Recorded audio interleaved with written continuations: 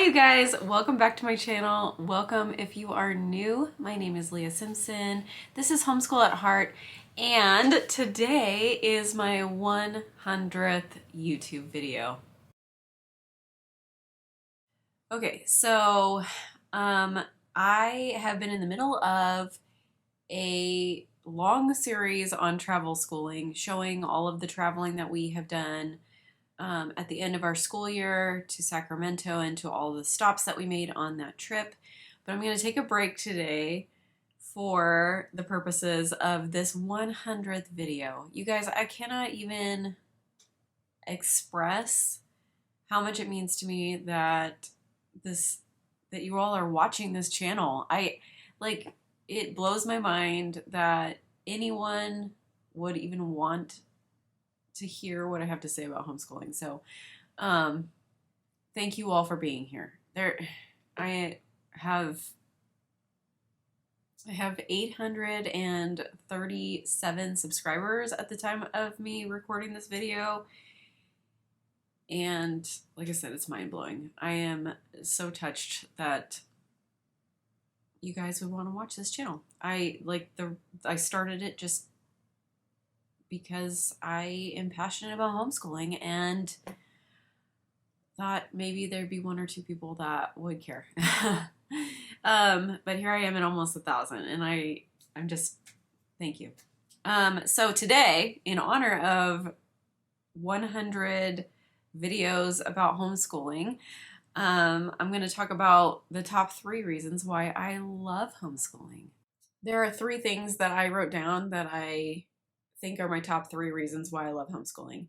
So the first is relationship.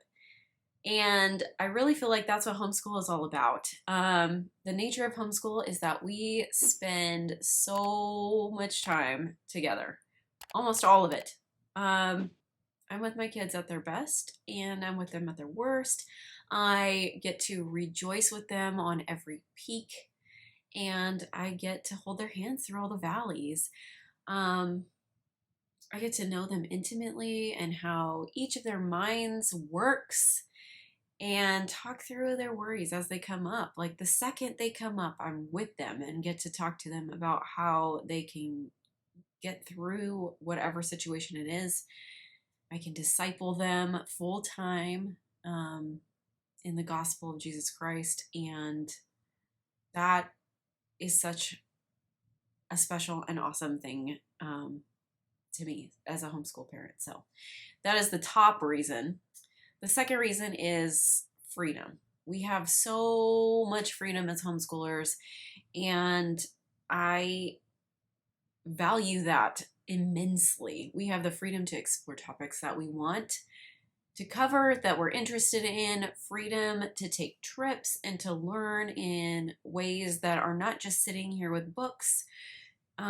Freedom to allow our kids to do things like theater and horseback riding and voice lessons and piano and babysitting, whatever things that they are interested in, we can pursue those things. And it's really been eye-opening and really neat over just this last year, since my kids have been bigger, since the time that I can't say the name of because of censorship issues.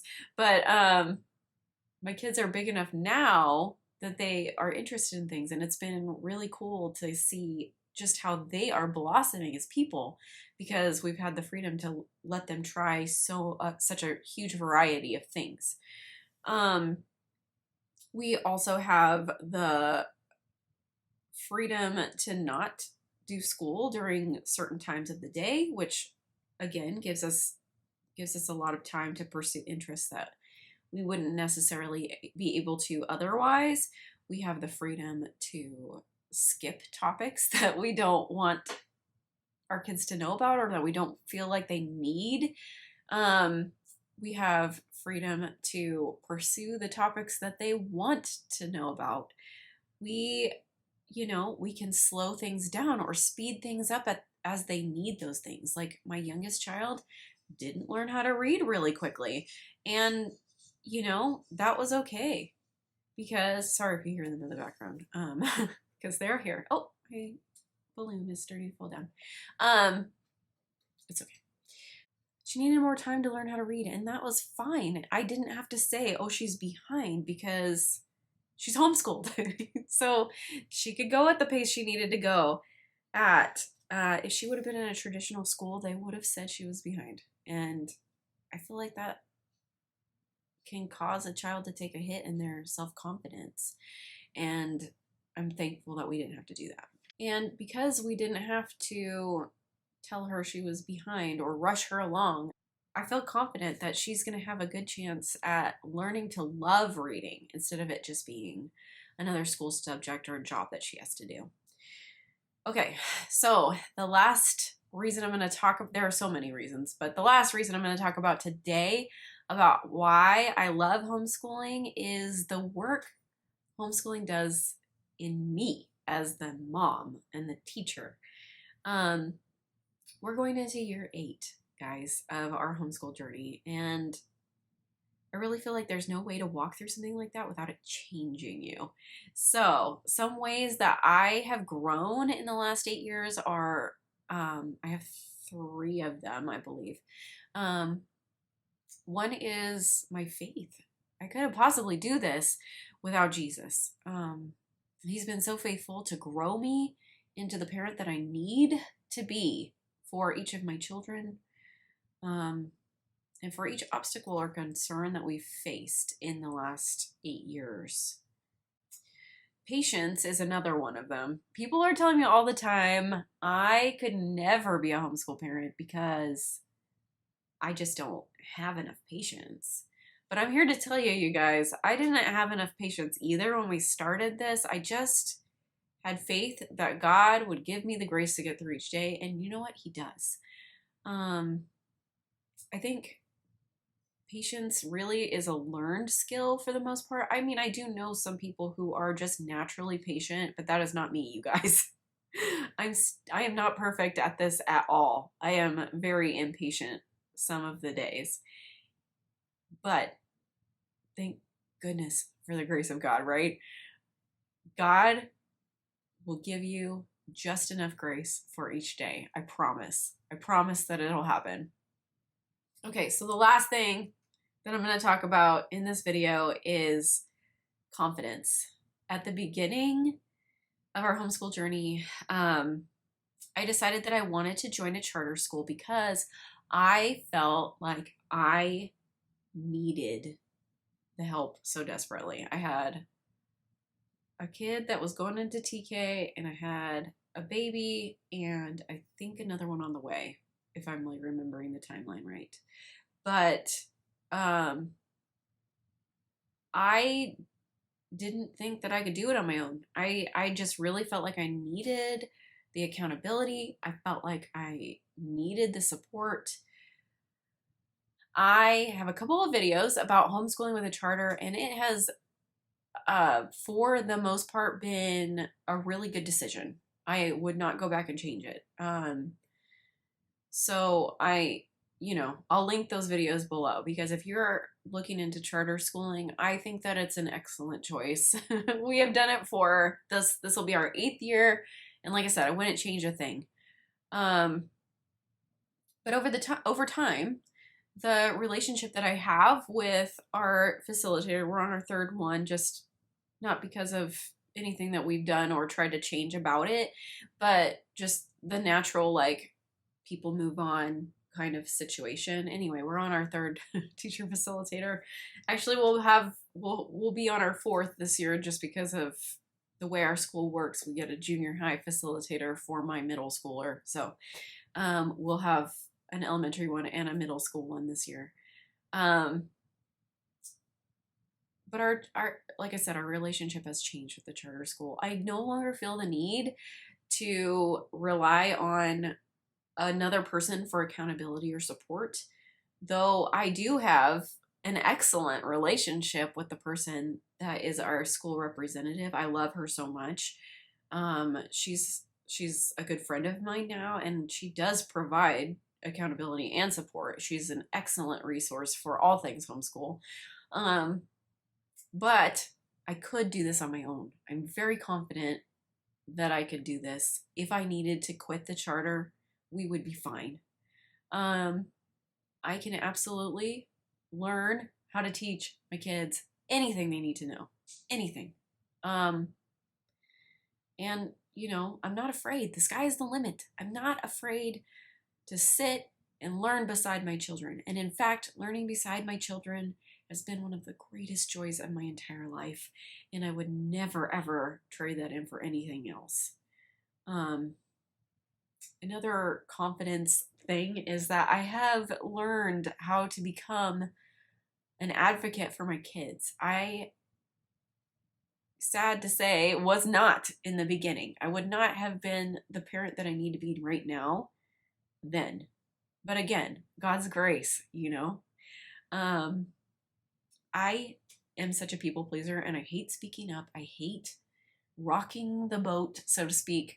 But sometimes in parenthood, you need to do that. And when you're a Christian person who's dealing with a public education situation, you got to speak up every once in a while. I haven't had a lot of situations like that, but I have had a few. And I can take care of business now, you guys. It's a huge deal for me. It's a huge deal. So 8 years ago, I wasn't that person, but I am today. And I'm thankful. I'm so thankful. I'm thankful for this journey. I'm thankful for who it has changed me and turned me into. And it's just been incredible. So, the kids are not the only people who change over the course of an education. The moms and dads are definitely also changing right there with them. Okay, so those are some of the reasons why I love homeschool. I would love it if you let me know in the comments, what are your top reasons for homeschooling and loving homeschool? And if you're not a homeschooler, but you're considering it, why are you considering it? I would love to know. I hope you guys have a great day, and I'll see you in the next one. All right, you guys, thanks for sticking around all the way to the end of this video. If you are new, this is the part of the video where I talk about something that's going on in my life or share a funny story. Today, I am just going to continue on with this theme of being thankful for this 100th video, for our journey into the YouTube world with while sharing our homeschool life. And today, I just want to encourage you guys to keep watching. I have made 100 videos. I keep wanting to say episodes, like I am on a sitcom or something, but the best really is to come, guys. I am so excited for some things that are coming up in the future. I will say, I just made arrangements to interview Andrew Pudawa from the Institute for Excellence in Writing in 2 weeks, 2 weeks from tomorrow, as I'm filming this video. And I am so excited to have him on my YouTube channel. I have gotten some quotes and stuff from him as I've seen him in person a few times, but we are going to be talking about reluctant writers and how to motivate them. But I wanted to give you guys an opportunity to ask any questions. So if you guys have a question for Andrew Pudawa from IEW, go ahead and put it in the comment box below, or you can email me. My email is in the description box, and I will make sure to ask your questions while I have his attention via Zoom. So it'll be, you'll see us next to each other. You'll have, see my regular background. He won't be in my house, unfortunately, but he will be. He actually is so excited to talk with me, which is really just the sweetest thing. So anyway, so the best is yet to come. Join me in a couple of weeks for this interview with Andrew Pudawa. Don't forget to leave your questions if you have any questions about IEW or how it works or how you can give your kids a better writing experience. excuse me, a better writing experience, or even reading. He does talk about reading quite a bit as well. So, anyway, academic questions for Andrew Pudewa, and oh my gosh, I can't talk. Um, and I will talk to you guys in my next video.